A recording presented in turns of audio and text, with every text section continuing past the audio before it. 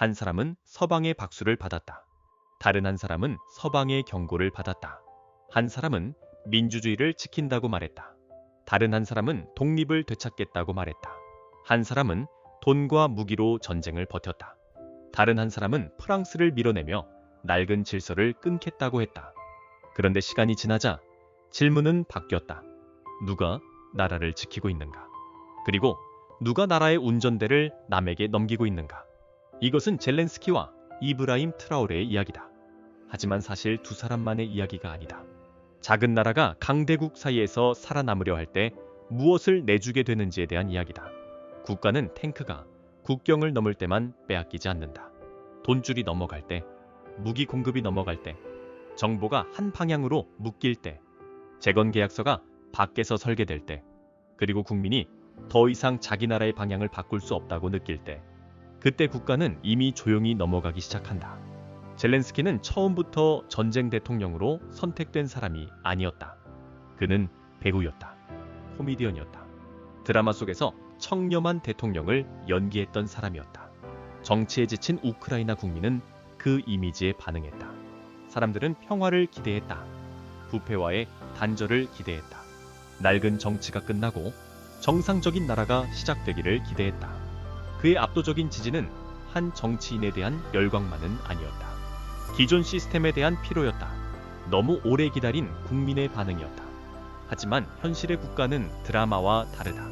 드라마에서는 대통령이 한 장면으로 부패를 응징한다. 연설 한 번으로 국민을 움직인다. 카메라 앞에서 진실을 말하면 이야기는 정의롭게 흘러간다. 현실은 다르다. 현실에는 군대가 있다. 정보기관이 있다. 재벌이 있다. 외국 자본이 있다. 그리고 국경 밖에는 강대국이 있다.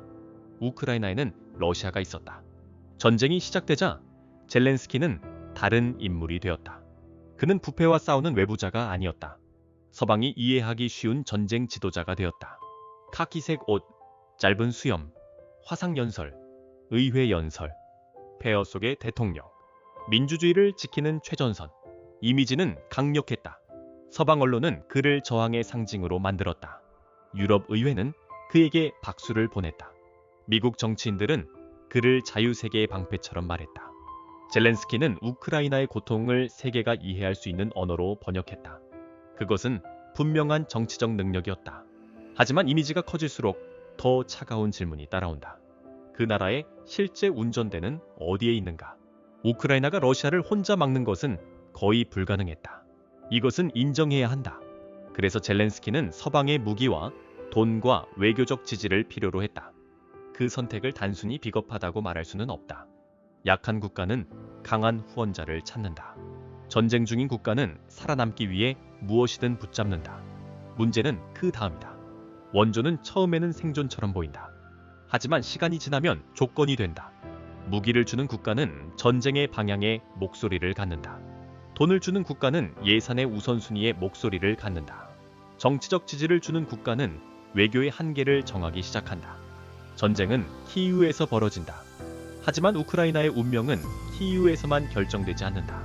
워싱턴의 선거, 브뤼셀의 예산, 독일의 여론, 미국 의회의 표결, 이 모든 것이 우크라이나의 생존을 흔든다. 작은 나라가 후원자를 붙잡을 때 마주하는 첫 번째 현실이다. 살아남기 위해 손을 잡는다. 하지만 손을 잡는 순간 손목까지 잡힐 수 있다. 전쟁은 국가에 비상권력을 준다. 비상권력은 늘 위험한 질문을 남긴다. 어디까지가 국가 방어인가? 어디서부터가 민주주의의 정지인가? 우크라이나는 전쟁 이후 계엄 상태에 들어갔다. 선거는 미뤄졌다. 정보 정책은 더 강하게 통제되었다. 일부 정치 세력은 제한되거나 금지되었다. 정부는 이것이 전쟁 중인 국가가 살아남기 위한 조치라고 말한다. 그 설명에는 현실이 있다. 폭격이 이어지고 영토가 점령되고 수백만 명이 나라를 떠나는 상황에서 평시와 같은 정치를 유지하기는 어렵다. 하지만 질문은 남는다. 민주주의를 지키기 위해 싸운다는 국가는 언제까지 민주주의의 절차를 멈춰둘 수 있는가? 국민에게 희생을 요구하는 국가는 국민이 지도자를 바꿀 권리를 언제 돌려줄 것인가? 전쟁이 길어질수록 국가는 더 많은 것을 요구한다. 처음에는 돈을 요구한다. 그 다음에는 침묵을 요구한다. 마지막에는 몸을 요구한다. 동원과 출국 제한 문제는 이 지점에서 상징적이다. 전쟁은 개인의 몸까지 국가 전략 안으로 끌어들인다. 국경은 더 이상 지도 위의 선이 아니다. 누가 떠날 수 있고 누가 남아야 하는지를 정하는 장치가 된다. 국가는 말한다. 우리는 자유를 위해 싸운다. 하지만 일부 국민은 묻는다. 그 자유를 지키기 위해 왜 내 몸은 국가의 소유처럼 다뤄지는가? 이것이 전쟁의 모순이다. 국가는 자유를 말한다. 하지만 전쟁은 선택지를 줄인다. 국가는 주권을 말한다. 하지만 그 비용은 국민의 몸에 새겨진다. 반대편에 이브라임 트라오레가 있다. 그의 권력은 투표함에서 나온 것이 아니다. 그는 쿠데타로 권력을 잡았다. 이 사실은 지워지지 않는다. 서방의 기준으로 보면 그는 민주적 절차로 등장한 지도자가 아니다. 군사정권의 지도자다. 많은 사람들은 여기서 판단을 끝낸다. 쿠데타, 군부, 독재, 반민주주의. 틀린 단어는 아니다. 하지만 부르키나파소의 거리에서는 다른 질문도 있었다. 절차가 완벽한가? 그보다 먼저 누가 우리를 지킬 수 있는가? 부르키나파소는 오랫동안 불안과 폭력, 빈곤, 외부 영향력 속에서 흔들렸다. 많은 지역에서 정부의 손길은 약했고 무장 세력은 강했다. 국민에게 국가는 멀었고 두려움은 가까웠다. 이런 상황에서 사람들은 선거 포스터보다 안전을 먼저 본다. 헌법 조항보다 마을을 지킬 힘을 먼저 본다. 이것이 가난한 국가의 잔인한 현실이다. 배고픈 사람에게 민주주의는 추상적인 단어가 될 수 있다. 총소리가 가까운 사람에게 절차적 정당성은 먼 이야기처럼 느껴질 수 있다. 그렇다고 쿠데타가 정당화되는 것은 아니다. 하지만 왜 어떤 사회에서 군복 입은 젊은 장교가 환호를 받는지는 이해해야 한다. 트라오레는 서방식 민주주의의 언어를 앞세우지 않았다. 그는 생존과 독립의 언어를 앞세웠다. 그는 프랑스가 만든 낡은 질서와 결별하겠다고 말했다. 부르키나파소는 프랑스의 식민 지배를 받았던 나라다. 독립 이후에도 그 영향력은 쉽게 사라지지 않았다. 군사 통화 언론 기업, 외교 네트워크, 옛 식민지와 옛 제국은 보이지 않는 끈으로 이어져 있었다. 트라오레는 그 끈을 건드렸다. 프랑스군 프랑스 언론 서아프리카의 기존 질서. 그는 이것을 부르키나파소가 벗어나야 할 사슬로 묘사했다. 메시지는 단순했다. 우리는 더 이상 남의 허락으로 존재하지 않겠다. 이 말은 젊은 세대에게 강하게 먹혔다. 왜 우리 땅에는 금이 있는데 우리는 가난한가? 왜 태양과 물과 노동력이 있는데 우리는 원조를 기다리는가? 왜 독립국이라고 하면서 중요한 결정은 늘 밖에서 내려지는가? 트라오레는 이 분노를 정치적 언어로 만들었다. 그는 돈을 약속한 것이 아니었다. 자존심을 돌려주겠다고 말했다. 가난한 나라에서 자존심은 강한 정치적 에너지다. 때로는 빵만큼 중요하다. 국민이 오래 모욕감을 느껴왔다면 그 모욕감을 끝내겠다는 지도자는 폭발적인 지지를 얻을 수 있다. 하지만 여기에도 질문이 있다. 옛 주인을 밀어낸다고 곧바로 완전한 독립이 오는가? 프랑스를 밀어내는 것은 시작일 수 있다. 완성은 아니다. 새로운 무기, 새로운 고문단, 새로운 동맹. 이것들은 또 다른 의존을 만들 수 있다. 러시아와 가까워진다고 자동으로 자주국가가 되는 것은 아니다. 중국과 가까워진다고 자동으로 경제 주권이 생기는 것도 아니다. 미국을 멀리한다고 자동으로 자유가 오는 것도 아니다. 작은 나라의 외교에는 공짜가 없다. 훔치다가 없다. 누군가가 무기를 주면 방향도 요구한다. 누군가가 돈을 주면 조건도 내민다. 누군가가 안보를 보장하면 침묵을 요구할 수 있다. 젤렌스키는 서방의 품 안으로 들어가 러시아를 막으려 했다. 트라오레는 프랑스의 질서 밖으로 나가 새 길을 만들려 했다. 두 사람은 반대 방향으로 걸었다. 하지만 같은 벽에 부딪힌다. 작은 국가는 결국 누군가와 손을 잡아야 한다. 문제는 그때 무엇까지 내주는가이다. 외교의 다음 질문은 경제다. 정치적 독립은 경제적 독립 없이는 오래가지 못한다. 국기는 독립국의 국기일 수 있다. 유엔 총회에서 자기 나라 이름으로 연설할 수도 있다. 하지만 곡물을 남이 통제하고 전기를 남이 통제하고 항만을 남이 통제하고 부채 계약서를 남이 쥐고 있다면 그 나라는 정말 독립국인가? 우크라이나의 경제 문제는 오늘 돈이 부족하다는 것만이 아니다. 더 큰 문제는 전쟁 이후의 재건이다. 파괴된 도로를 누가 다시 깔 것인가? 전력망을 누가 다시 세울 것인가? 항만과 철도와 농업 시스템을 누가 설계할 것인가? 재건은 단순한 복구가 아니다. 한 나라의 미래 경제 구조를 다시 짜는 일이다. 그리고 거기에는 거대한 돈이 들어간다. 국가가 그 돈을 스스로 마련하지 못하면 외부 자본이 들어온다. 국제기구가 들어온다. 채권자가 들어온다. 투자자가 들어온다. 컨설팅 회사가 들어온다. 재건이라는 이름의 시장이 열린다. 겉으로는 도움처럼 보인다. 안쪽에서는 계약서가 쌓인다. 누가 무엇을 소유할 것인가? 누가 이자를 받을 것인가?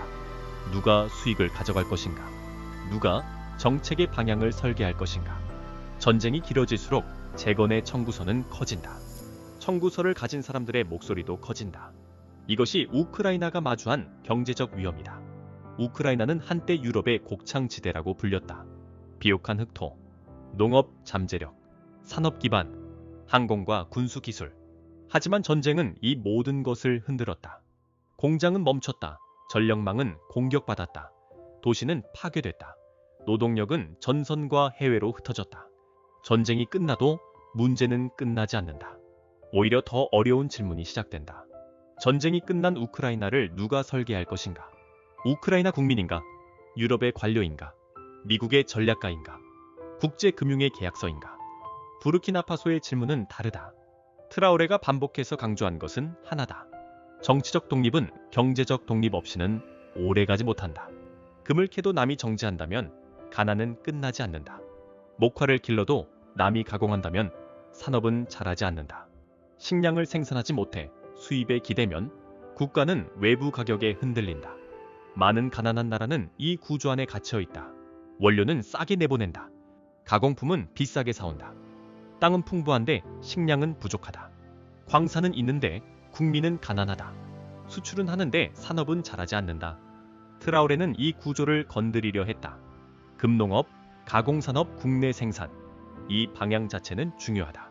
한 나라가 스스로 먹고 스스로 생산하고 스스로 자원을 통제하지 못하면 어떤 정치 구호도 오래 버티지 못한다. 자립은 구호가 아니다.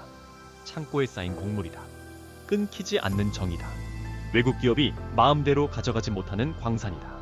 수입품 가격이 흔들려도 국민의 밥상이 무너지지 않는 구조다. 하지만 이 방향에도 위험은 있다. 국가가 자원을 통제한다는 말은 아름답게 들린다.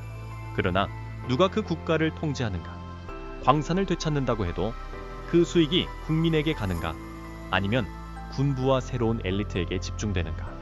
외국 기업을 밀어낸 자리에 투명한 제도가 들어오는가? 아니면 더 폐쇄적인 권력 네트워크가 들어오는가?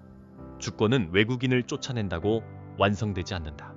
국민이 국가의 방향을 통제할 수 있을 때 완성된다. 젤렌스키의 우크라이나는 외부 의존의 위험을 보여준다. 트라오레의 부르키나파소는 내부 권력 집중의 위험을 보여준다. 한쪽은 돈줄을 밖에 맡길 수 있다. 다른 한쪽은 권력을 안에서 잠가버릴 수 있다. 둘 다 국가를 약하게 만든다. 그리고 그 비용은 결국 사람에게 간다. 국가의 위기는 처음에는 깃발과 연설로 보인다. 하지만 시간이 지나면 인구표에 나타난다. 떠난 아이들, 돌아오지 않는 젊은 남자들, 해외에서 새 삶을 시작한 가족들, 고향에 남았지만 이미 전쟁의 일부가 된 사람들. 우크라이나의 깊은 상처는 영토만이 아니다. 그것은 사람이다. 전쟁은 도시를 부수고 한 세대의 구조를 바꾼다. 젊은 남성은 전선으로 간다. 여성과 아이들은 해외로 떠난다. 노인은 폐허가 된 도시와 마을에 남는다.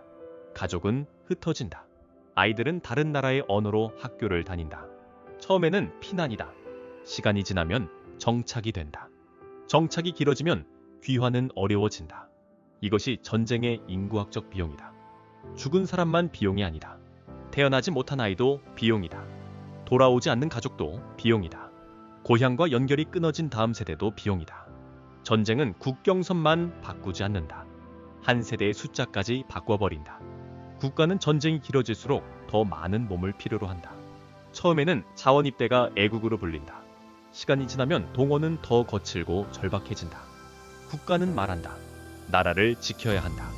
국민은 묻는다. 이 전쟁의 끝은 어디인가? 내가 지키는 나라는 전쟁 후에도 내가 결정할 수 있는 나라인가? 아니면 나는 다른 사람들의 전략 속에서 소모되는 몸인가? 전략 보고서를 쓰는 사람은 전문가다. 무기 지원 법안에 서명하는 사람은 정치인이다. 정상회의장에서 박수를 받는 사람은 지도자다. 하지만 참회에 들어가는 사람은 평범한 청년이다. 난방이 끊긴 집에서 버티는 사람은 평범한 가족이다. 낯선 도시에서 아이를 키우는 사람은 평범한 어머니다. 국가의 대전략은 언제나 국민의 일상으로 전구된다. 부르키나파소의 비용은 다른 방식으로 나타난다. 트라우레는 사회 전체를 방어 체제로 끌어들였다. 그는 국민에게 기다리라고만 말하지 않았다. 마을을 지키고 생산을 늘리고 나라를 다시 세우는 일에 참여하라고 말했다. 이것은 약한 국가가 살아남기 위한 방식일 수 있다. 중앙정부의 힘이 약하고 무장 세력이 지역을 위협하는 상황에서는 국가는 국민을 방어 체계 안으로 끌어들이려 한다. 많은 사람들은 여기에 응답했다. 그들은 국가가 자신들을 버렸다고 느껴왔고 이제는 자신들이 직접 나라를 지켜야 한다고 느꼈기 때문이다. 이 장면은 강력하다. 젊은이들이 국기를 든다. 농민들이 생산을 말한다. 군복 입은 지도자가 독립을 말한다. 오랫동안 모욕당했다고 느낀 사회에서는 이런 장면이 사람을 움직인다. 하지만 이 역시 위험하다. 국민 전체가 전쟁의 언어 안으로 들어가면 반대 목소리와 배신자의 경계가 흐려진다. 국가가 늘 적을 말할 때 내부 비판자는 언제든 적의 편으로 몰릴 수 있다. 군사적 위기가 길어지면 권력은 스스로를 정당화하기 쉬워진다. 우리는 아직 위험하다. 그러니 선거는 나중에 하자. 우리는 아직 싸우고 있다. 그러니 정당은 조용히 하라. 우리는 아직 국가를 지키는 중이다. 그러니 언론은 협조하라. 이 논리는 전쟁 중인 우크라이나에서도 나타날 수 있다. 군사정권의 부르키나파소에서도 나타날 수 있다. 명분은 다르다. 구조는 비슷하다. 국가위기 비상권력 정보 통제 정치의 정지 국민에게 요구되는 침묵. 그래서 트라우레를 낭만화하면 안 된다. 반식민주의의 언어가 언제나 자유를 보장하는 것은 아니다. 군사정권은 빠르게 결정할 수 있다. 낡은 정치보다 단호해 보일 수 있다. 외부 세력과 더 과감하게 싸울 수 있다. 하지만 바로 그 속도 때문에 견제 장치를 무너뜨리기도 쉽다. 국민을 대신해 싸운다고 말하는 권력이 어느 순간 국민 위에 앉을 수 있다. 독립이라는 단어가 권력 집중의 방패가 될 수 있다. 프랑스를 밀어내는 것은 시작일 수 있다. 하지만 그것만으로 독립이 완성되지는 않는다. 진짜 질문은 그 다음이다. 권력이 국민에게 돌아가는가? 아니면 새로운 이름의 국가 권력 안에 갇히는가? 국가가 살아남기 위해 강한 권력을 만들 수는 있다. 하지만 그 권력이 영원히 국민 위에 앉는 순간 독립은 또 다른 감옥이 된다. 젤렌스키와 트라우레는 서로 반대편에 서 있는 것처럼 보인다. 하지만 두 사람은 같은 시대의 같은 질문을 보여준다. 젤렌스키는 서방의 중심으로 들어가 나라를 지키려 했다. 트라우레는 서방의 질서 밖으로 나가 나라를 다시 세우려 했다. 한 사람은 민주주의의 언어로 권력을 설명했다. 다른 한 사람은 독립의 언어로 권력을 설명했다. 한 사람은 원조를 통해 생존을 찾았다. 다른 한 사람은 단절을 통해 존엄을 찾았다. 그러나 두 길 모두 대가가 있다. 원조는 공짜가 아니다. 독립도 공짜가 아니다. 서방의 돈으로 버티는 국가는 서방의 조건을 완전히 무시할 수 없다. 군복 입은 지도자의 속도로 움직이는 국가는 국민의 자유를 뒤로 미룰 수 있다. 외부 의존은 나라를 느리게 빼앗는다. 내부 권력 집중은 나라를 조용히 잠근다. 작은 나라가 경계해야 할 것은 밖에서 오는 손만이 아니다. 안에서 잠기는 문도 경계해야 한다. 우크라이나는 묻는다. 안보를 위해 남의 무기와 돈에 기대는 순간 어디까지가 동맹이고 어디서부터가 의존인가? 부르키나파소는 묻는다. 독립을 위해 강한 권력을 세우는 순간 어디까지가 해방이고 어디서부터가 새로운 통제인가? 이 두 질문 사이에 작은 나라들의 현실이 있다. 세계는 아름다운 원칙으로 움직이지 않는다. 세계는 힘으로 움직인다. 돈으로 움직인다. 에너지로 움직인다. 식량으로 움직인다. 무기로 움직인다. 그리고 계약서로 움직인다. 한 나라가 진짜 독립국인지 알고 싶다면 국기만 보면 안 된다. 누가 예산을 흔드는지 봐야 한다. 누가 무기를 끊을 수 있는지 봐야 한다. 누가 전력을 복구해 주는지 봐야 한다. 누가 금을 사가는지 봐야 한다. 누가 선거를 미룰 수 있는지 봐야 한다. 누가 언론을 하나의 목소리로 만들 수 있는지 봐야 한다. 그리고 마지막으로 국민이 정말로 아니라고 말할 수 있는지 봐야 한다. 국가가 남의 손에 넘어가는 순간은 언제인가? 탱크가 국경을 넘을 때만이 아니다. 돈줄이 넘어갈 때, 정보가 넘어갈 때, 무기 공급이 넘어갈 때, 식량과 에너지의 통제권이 넘어갈 때, 재건의 계약서가 넘어갈 때, 그리고 국민이 더 이상 자기 나라의 방향을 결정할 수 없다고 느끼는 순간, 그때 국가는 이미 조용히 넘어가고 있다. 젤렌스키와 트라우레의 이야기는 단순한 비교가 아니다. 작은 나라가 강대국의 시대에 치르는 현실의 가격이다. 누군가는 원조의 대가를 치른다. 누군가는 독립의 대가를 치른다. 하지만 대부분의 경우 그 대가를 실제로 내는 사람은 지도자가 아니다. 평범한 국민이다. 전쟁터에 끌려가는 청년, 고향을 떠나는 가족, 폐허가 된 도시에서 버티는 노인, 광산 옆에서도 가난한 노동자, 깃발을 흔들지만 내일의 밥값을 걱정하는 시민, 그들이 국가의 진짜 비용을 낸다. 마지막 질문은 이것이다. 누가 더 멋진 연설을 했는가가 아니다. 누가 더 강한 이미지를 만들었는가도 아니다. 그 지도자의 선택 이후 국민은 더 많은 선택권을 갖게 되었는가? 그 나라는 더 스스로 먹고 살 수 있게 되었는가? 그 국가는 더 자기 운전대를 쥐게 되었는가? 아니면 다른 이름의 의존과 다른 형태의 통제 속으로 들어갔는가? 주권은 선언으로 지켜지지 않는다. 구조로 지켜진다. 먹을 것을 생산하는 구조 전기를 지키는, 구조 부채를 통제하는 구조 권력을 견제하는 구조, 그리고 국민이 두려움 없이 질문할 수 있는 구조. 그 구조가 없으면 지도자의 연설은 오래가지 못한다. 그 구조가 없으면 독립이라는 말도 쉽게 비어버린다. 그 구조가 없으면 국기는 남아있어도 운전대는 남의 손에 있을 수 있다. 그리고 그 구조가 있다면 아무리 작은 나라라도 쉽게 넘어가지 않는다.